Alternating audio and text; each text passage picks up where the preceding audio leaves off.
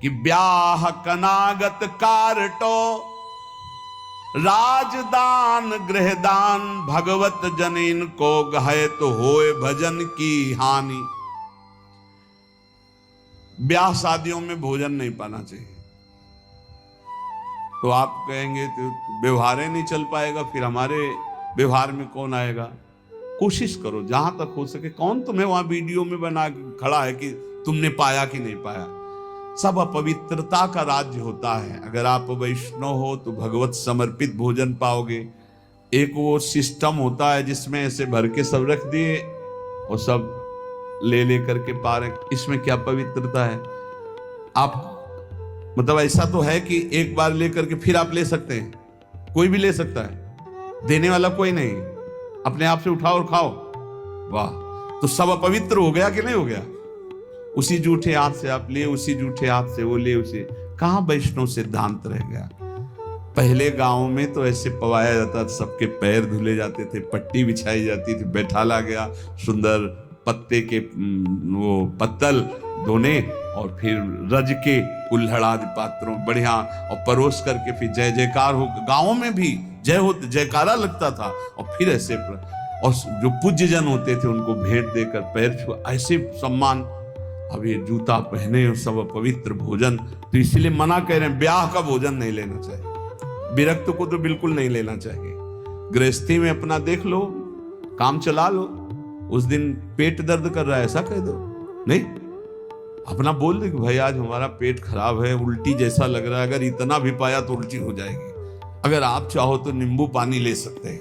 ऐसे काम चलाना चाहिए। अपनी वैष्णवता पवित्र, अब उन्हीं में लोग मदिरा जिरा प्रिय उसी से ले रहे, उसी से आप लोगे जूठा, कैसे भजन बनेगा।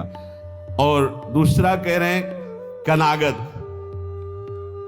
पितरों का जो पक्ष आता है उसमें जो भिक्षान पितर श्राद्ध का ये निषेध किया गया। ये नहीं, वैसे ब्रजवासी जन देते भी नहीं, मना कर देते बाबा हमारे यहाँ श्राद्ध है, और वैसे लेना भी नहीं चाहिए, नहीं तो भजन का नाश होता है।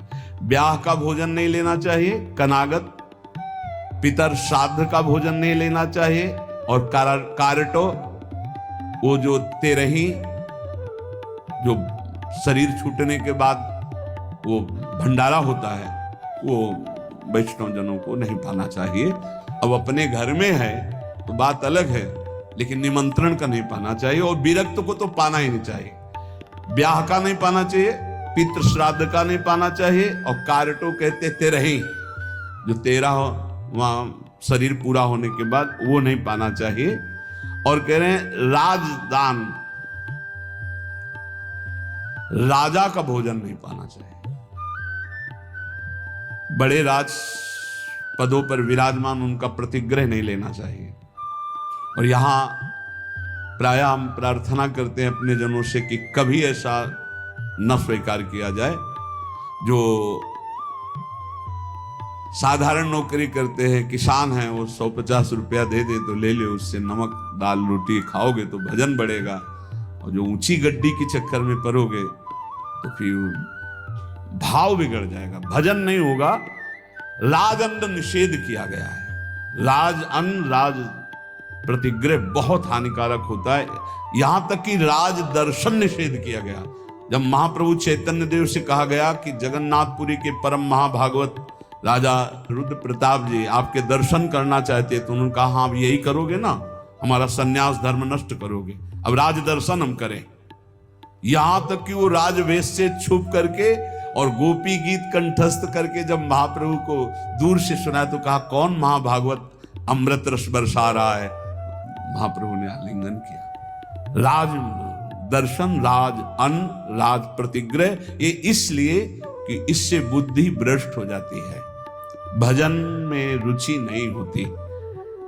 और आगे कह रहे गृह दान, ग्रहों का दान। एक हम गृहस्थ को देखा, जब उनके लड़का बच्चा बीमार होते थे तो खीर हलवा और भेंट उसको गोद में लाते और ऐसे सामने उतारते, कहते ले बाबा। एक बार गुरुजी से पूछा कि भिक्षा में जैसे, अरे बोले ले मत लेना उसमें, नहीं कभी ऐसे देखो लोग संत महात्माओं को क्या समझते हैं, ऐसे पवाया जाता है जैसे अपने पुत्र को पवाओ। तो किस भाव से पवाते हो? बस पुत्र ने पा लिया यही सौभाग्य, संत ने पा लिया सारे अमंगल नष्ट हो गए। इसीलिए बहुत संभल के खान पान करना, जैसे कोई बीमार है उतार के, और ऐसे, या ग्रह नक्षत्रों का दान, बोले होए भजन की हानि पक्का। ब्याह का, श्राद्ध का, पितृपक्ष का, एकादश श्राद्ध का, 13वीं का, राजन्न का और ग्रहों का दान, भगवत जन इनको गाए तो होए भजन के हानि पक्का। भजन नाश जो ग्रह नक्षत्रों आदि का नहीं दान पुण्य करते, बहुत होश में। घाट बाट चौपार चुरी देवल हाट मसान, भगवत बसिन सराय में भजन भड़ाई निदान। इतने जगह का भोजन नहीं लेना चाहिए, ऐसी जगह बैठ के भजन नहीं करना चाहिए। बोले घाट में जहां स्त्री पुरुष स्नान कर रहे हो वहां बैठकर भजन नहीं करना चाहिए। भजन नहीं होगा, उपद्रव करेगा, नेत्र चंचल होंगे।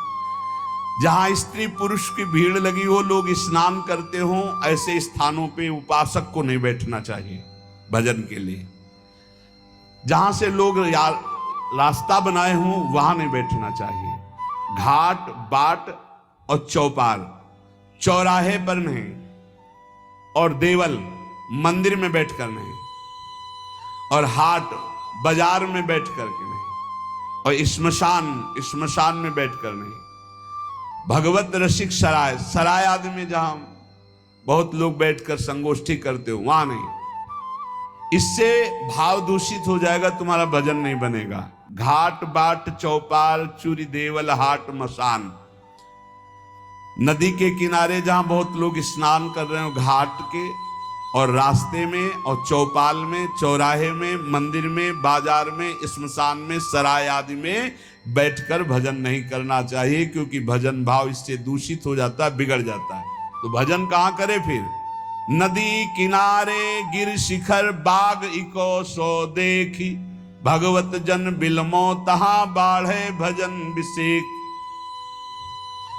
कोई नहीं है, कोई स्नान करने नहीं आता, ऐसे घाट से अलग स्थान पे माताएं बहनें न बैठे। ये विरक्त संतों की बात कही, माताएं बहनें समाज का ही सेवन करें।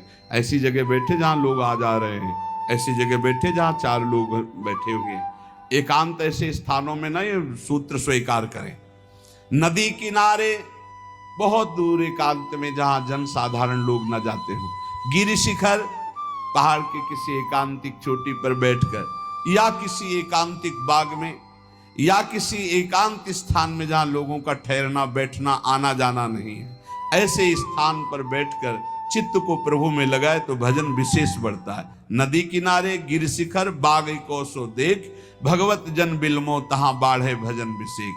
श्री भगवत ऋषि जी महाराज कह रहे हैं, ऐसी जगह भजन बढ़ता है। और सबसे ज्यादा भजन की वृत्ति आती है भगवान के प्रेमी जनों के संग में बैठकर। एक बार कि गौशाला में भजन करे तो इतना आप संगम में करे, फिर लिखा था गुरु चरणों के समीप भजन करे तो अनंत गुना फल मिलता है। तो गुरु चरणों की समीपता का क्या मतलब है? अपने गुरुदेव की पादुका, अपने गुरुदेव की आपने श्री सीताराम ओंकारनाथ जी को देखा, छाती में बांधे थे अपने गुरु जी की पादुका। ये निरंतर गुरु का सानिध्य, गुरु चरण पादुका साक्षात गुरु जी। जब भरत जी ने कहा कि प्रभु हम सब तो आए हैं आपका अभिषेक करने के लिए, आप जैसी आज्ञा करें, तो भगवान ने कहा भरत जैसा तुम कह दोगे। जब सारा भार भरत जी के ऊपर डाल दिया तो भरत जी ने कहा जे विधि प्रभु प्रसन्न मन होई, करुणा सागर कीजिए सोई। प्रभु जिस प्रकार आपका मन प्रसन्न हो वही कीजिए, ऐसा नहीं आपका मन जिस प्रकार।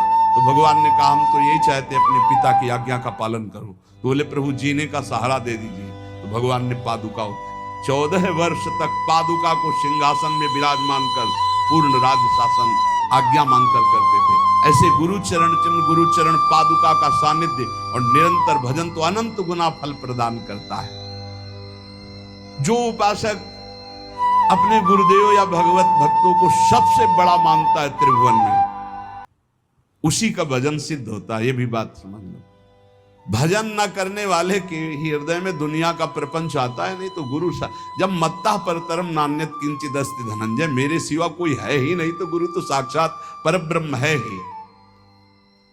को कहे अवनी बड़ी, भगवत ऋषि की कहे, कोई कहता है कि संसार में सबसे बड़ी भूमि है, पृथ्वी सबसे बड़ी है, तो कोई कहता नहीं पृथ्वी से बड़ा तासु दूनो समुद्र पुनि, पृथ्वी से बड़ी समुद्र है, पृथ्वी से बड़ा, क्योंकि पृथ्वी से कई गुना बढ़कर जल है, तो समुद्र बड़ा है।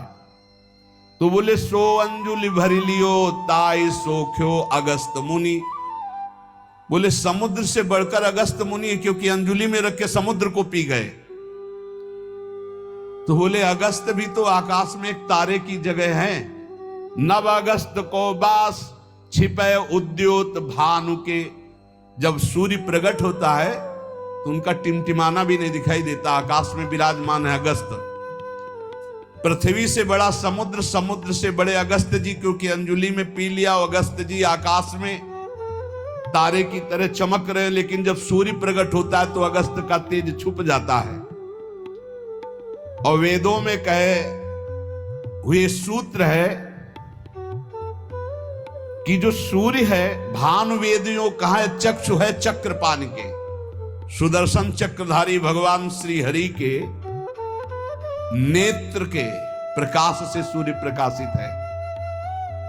तो भगवान के नेत्र सूर्य से बढ़कर प्रकाशवान हुए, और ऐसे भगवान चक्रपाणि हरिजन के हृदय कमल कीन्हो निवास। भगवान कहते हैं मुझे भक्तों ने अधीन कर लिया है, अहम भक्त पराधीनो असुतंत्र यदि, ऐसे भगवान भक्त के अधीन हैं। तो सबसे बड़े हुए भक्त, पृथ्वी से बड़ा समुद्र, समुद्र से बड़े अगस्त जी आकाश में, और अगस्त जी भी भानु के तेज से मंद पड़ जाते हैं, और भानु का तेज भी भगवान के नेत्र से प्रकाशित। तो भगवान श्री हरि भक्तों के अधीन है, भक्तों के हृदय में रहते, इसलिए सर्वश्रेष्ठ भक्त। जो भक्तों को सर्वश्रेष्ठ मानता है, गुरु को सर्वश्रेष्ठ मानता है, उसके हृदय के सारे दोष नष्ट हो जाते हैं और निश्चित वो भगवत प्राप्त हो जाता है। संतों ने कृपा करके हमें भगवत उपदेश किए हैं, जिससे हमारे सारे दोष नष्ट हो जाए। कह रहे हैं कि इस संसार में कैसे जाना जाए कि ये आदमी नरक जाएगा, अपने को कैसे जाना जाए कि हम नरक जाएंगे। बोले विश्वासघातिनो ये च कृतज्ञाव्रत लोपिनः द्विज देवेषु विद्विष्टा शांतयन्ते धराम नराः। जिसने किसी को विश्वास दिलाया और विश्वासघात कर दिया, उसको नरक की प्राप्ति होगी। विश्वासघाती महापापी माना जाता है, कभी विश्वासघात न करे।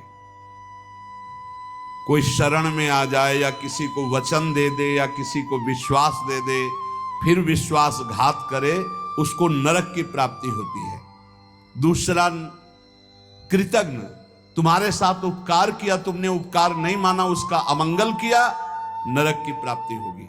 तीसरा, आज से मैं ये करूंगा ऐसा व्रत लिया और व्रत तोड़ दिया बीच में, उसको नरक की प्राप्ति होगी। ये खिलवाड़ नहीं है कि मैं ये व्रत लूंगा, ये ऐसा करूंगा, मैं ऐसा धाम जाऊंगा, ये इतने लोगों को भोजन कराऊंगा। ये कई लोग ऐसे होते हैं जो बड़ी बड़ी बातें कह देते हैं, उनको पता नहीं कि ये खिलवाड़ नहीं है। ऐसा कर दूंगा, ऐसा कर दूंगा, ऐसा कर दूंगा, और किया कुछ नहीं, पहुंच गए नरक।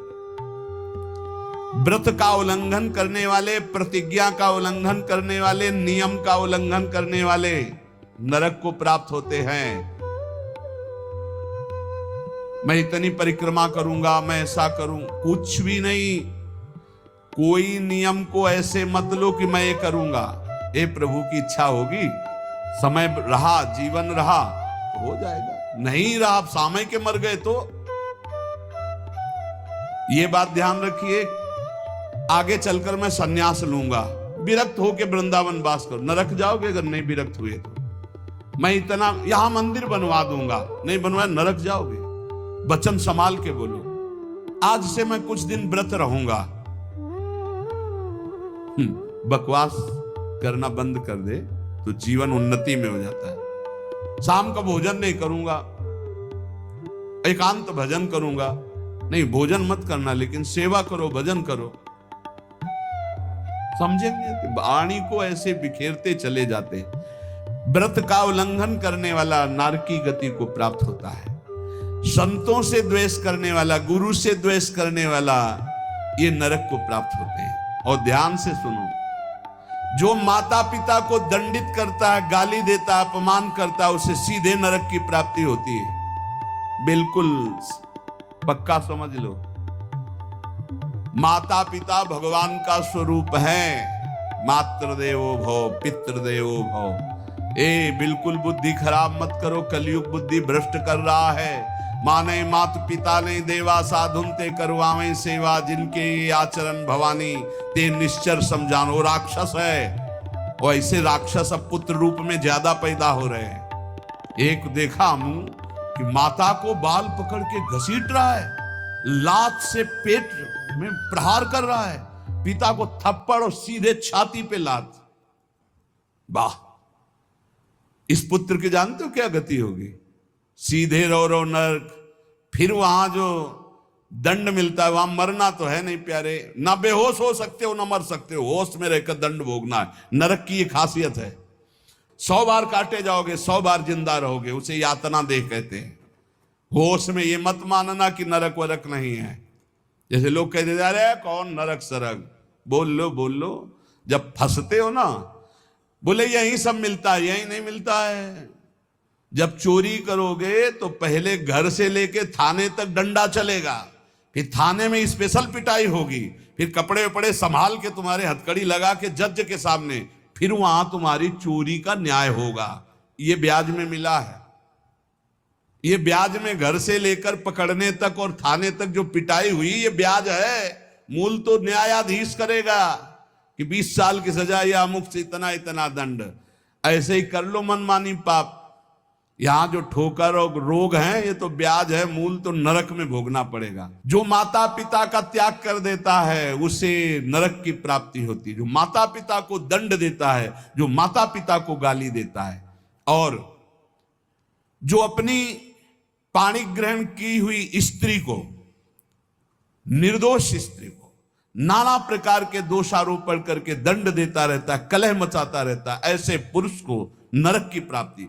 और जो अपने सज्जन पति का त्याग कर पर पुरुष का अनुसरण करती, ऐसी स्त्री को नरक की प्राप्ति होती। जो गुरुजनों को कठोर वचन बोलते हैं, जो गुरुजनों का आदेश का पालन नहीं करते, उनका पोषण नहीं करते, जो देवता ब्राह्मण और निर्बलों का धन का अपहरण कर लेते हैं, ऐसे मनुष्यों को नरक की प्राप्ति होती है। जो मदिरा पान करते हैं, सुन लीजिए, ये चे मध्य रता पापा द्वित कर्म रतास्तथा। हमारा शास्त्र कहता है भारतवासी हो, विदेशी नहीं हो तुम, इस भूमि में जन्मे हो, यदि मदिरा पियोगे तो नरक का रास्ता पक्का कर रहे हो।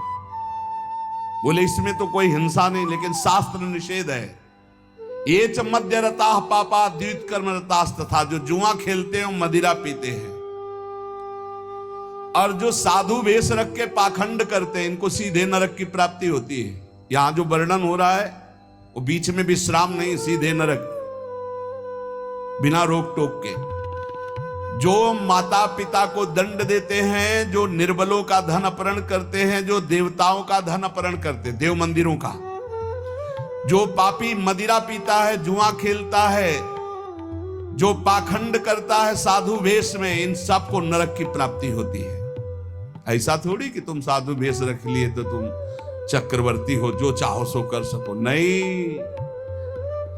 देखो, अगर साधु वेश धरकर गलती हो जाए तो भगवान क्षमा करते, चूक। लेकिन पाखंड का मतलब जानबूझ के वही करते रहना, महापात की, अतिपात की, इन सबको, और जो दूसरे जीव जंतुओं को पका के खाते हैं, जो जीवों को पका के, ये भारत है, भारत धर्मात्माओं का देश है, महात्माओं का देश है, यति और सतियों का देश है।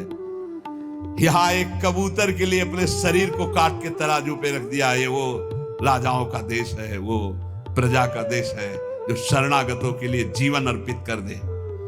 यहां जो जीव जंतुओं को पका के खाते हैं, भैया सुन लो, ये जो मांस मछली अंडा खाने वाले बोले और तो कुछ हम नहीं खाते, मछली खाते। तो मछली में जीव नहीं? बोले नहीं, पानी की तरोई है। हाँ हाँ, हमसे बोले एक तरोई जो होती है वो जमीन में छेलती है, ये पानी की तरोई है मछली, और पानी की तरोई है वो। बनोगे तुम भी पानी की तरोई, तैयार हो जाओ, फिर तुमको सीधे मिर्ची की तरह तल के कढ़ाई में जिंदा फिर खाएंगे। वो काल स्वरूप भगवान है। अर्जुन को दिखाया कि देखो भीष्म द्रोणाचार्य लौंग इलायची की तरह फंसे हमारी दाढ़ों में। होश में रहो, शास्त्र आज्ञा है, जो दूसरे जीव जंतुओं को मार के उबाल के बोले हम तो नहीं इसे पर खरीद के लाते हैं, वैसे ही भोग मिलेगा, दंड मिलेगा।